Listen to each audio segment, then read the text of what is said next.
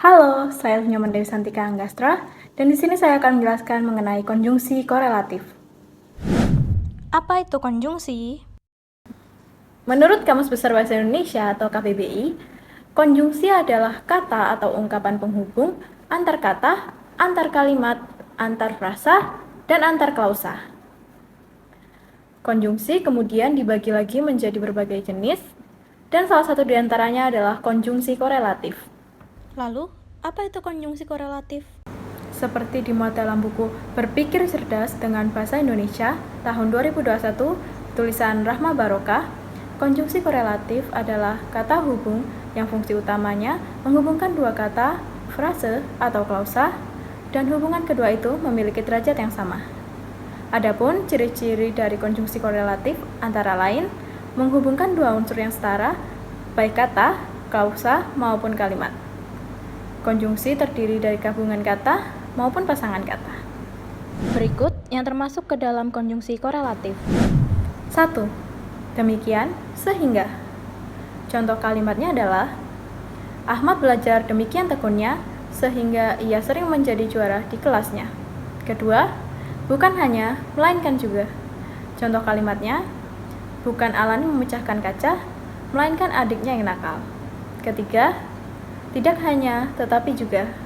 Contoh kalimatnya, tugasnya tidak hanya menyapu, tetapi juga mencuci. Keempat, apakah atau.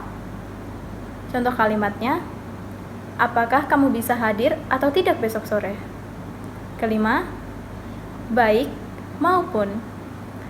Contohnya, baik ayah maupun ibunya selalu mendukung kemauannya untuk membantu orang lain. Lalu keenam, jangankan pun. Contoh kalimatnya, jangankan emas, berlian pun akan aku berikan padamu. Contoh analisis. Coba perhatikan kedua kalimat berikut. A. Jangankan membeli sepatu baru, es kopi pun aku tak mampu. B.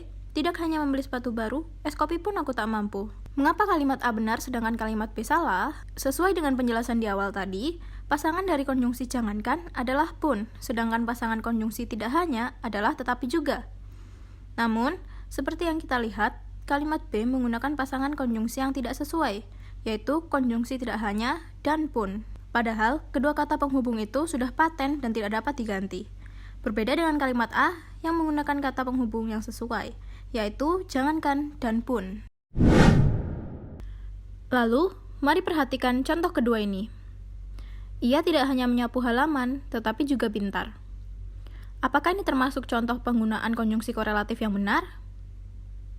Jawabannya adalah tidak. Ini termasuk contoh penggunaan konjungsi korelatif yang salah. Mengapa? Karena konjungsi korelatif seharusnya menghubungkan dua kata, frasa, atau klausa yang memiliki status sintaksis yang sama. Namun, dalam kalimat tersebut, status sintaksisnya tentu tidak sama. Setelah kata tidak hanya, digunakan kata kerja, yaitu kata menyapu halaman. Dan setelah kata tetapi juga, digunakan kata sifat, yaitu kata pintar. Seharusnya, jika di awal menggunakan kata sifat, maka di akhir juga harus menggunakan kata sifat. Begitupun sebaliknya. Jika pada awalnya menggunakan kata kerja, maka harus diakhiri dengan kata kerja. Seperti pembenaran yang terdapat dalam tabel nomor 2 dan nomor 3. Sekian informasi yang dapat saya sampaikan. Terima kasih atas perhatiannya.